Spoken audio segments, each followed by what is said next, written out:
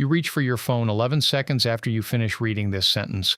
Not because you need it, not because anything happened, just because your mind hit a gap and gaps feel unbearable. You call this boredom. But the real answer is far stranger. Boredom is not a modern glitch. It is a 50,000-year-old alarm system, and it once kept your ancestors alive. Picture a woman on the savannah, 10,000 years before agriculture. She is not scrolling, she is not stimulated. She is sitting by a fire with nothing to do for hours. Does her brain shut off? It does not. It searches. It scans the horizon.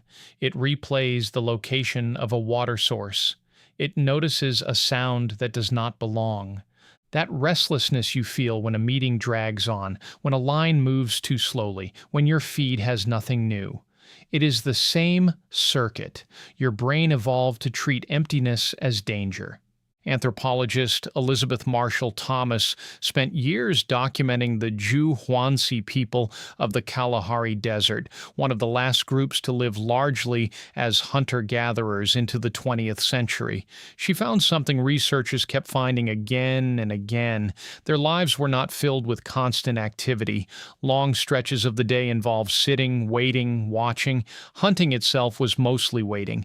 Gathering was mostly walking in silence. The image of prehistoric life as non-stop survival drama is mostly wrong. It was slow, it was quiet, and that quiet was the point, because in that quiet the brain was not idle.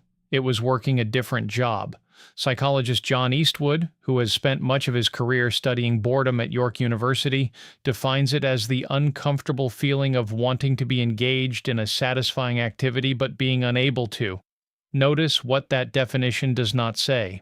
It does not say boredom is the absence of stimulation.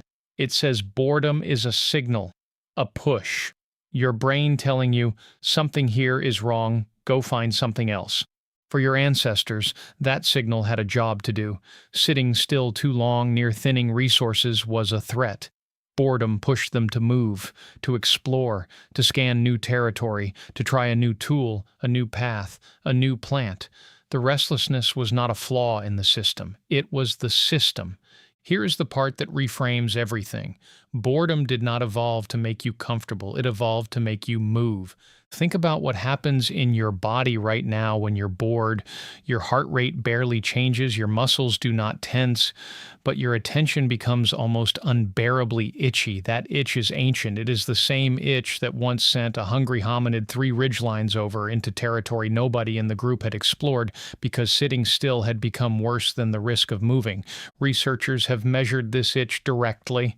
In a study led by psychologist Timothy Wilson at the University of Virginia, participants were left alone in a bare room with absolutely nothing to do except think or press a button that gave them a mild electric shock. Given the choice between sitting with their own thoughts or shocking themselves, a striking number of people, especially men, chose the shock. Not because they enjoyed pain, because stillness, true unfilled stillness, was less tolerable than a jolt of unpleasant sensation. That should stop you for a second. An empty room with your own mind was worse than pain. Why would evolution build a brain that punishes rest so severely? Because for nearly the entire span of human existence, rest was rarely truly empty. There was always a smell to trace, a sound to place, a shift in wind to notice. The brain built for that world is now dropped into elevators, waiting rooms, and quiet afternoons with nothing to hunt and nothing to gather. The circuit still fires, but there is no ridge to explore, no plant to test. So it reaches for the only frontier still available, a screen. Every time you unlock your phone during a lull, you are running 50,000-year-old software on hardware it was never designed for. The notification is the rustle in the grass. The scroll is the unexplored ridge. Your thumb is doing what your ancestors' feet used to do. But here is the twist almost nobody talks about. Boredom was not only a survival tool, it was a creativity engine. Psychologist Sandy Mann at the University of Central Lancashire ran a set of experiments where she deliberately bored participants with tedious tasks, like copying numbers from a phone book, before giving them a creative challenge. The bored group consistently outperformed the control group on tests of original thinking. Their minds, denied external stimulation, had gone looking for something to do internally. And what they found was new combinations of ideas. This is the part your ancestors understood by accident, and the part you have almost engineered out of your life. Boredom does not just push the body to move, it pushes the mind to wander, to combine, to invent. Cave art, storytelling around a fire, elaborate tool refinements that had no immediate survival benefit, some of the earliest evidence of symbolic human behavior, ochre engravings found at Blombos Cave in South Africa, dating back roughly 75,000 years, likely emerged from exactly this kind of unstructured, understimulated time. Nobody commissioned those engravings. Nobody needed them to eat that day. They came from minds with nowhere else to put their attention. Now compare that to your day. The moment restlessness arrives, you drown it. A notification, a video, a feed refresh. The itch never gets the chance to build into anything. It gets scratched instantly 1,000 times a day before it can ever turn into an idea. This is the modern mirror, and it is not a comfortable one. The same circuit that once turned empty afternoons into cave paintings and tool innovations and new hunting grounds now mostly turns empty afternoons into 45 minutes of short videos you will not remember tomorrow. Not because you are lazy, not because something is wrong with you, because you are exquisitely designed to escape stillness, and stillness has never been easier to escape. So what happens if you don't escape it?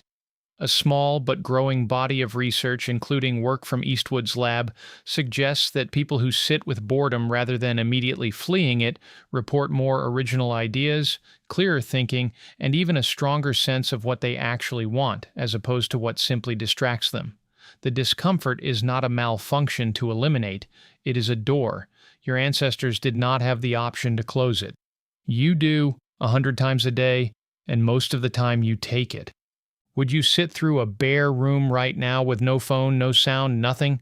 Most people can't make it 4 minutes. Timothy Wilson's participants couldn't either. But 4 minutes is not the failure. 4 minutes is proof the circuit still works.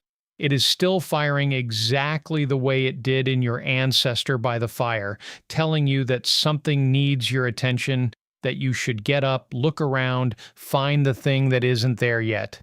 The difference is not the signal. The signal is the same one it has always been. The difference is what you do the moment it arrives.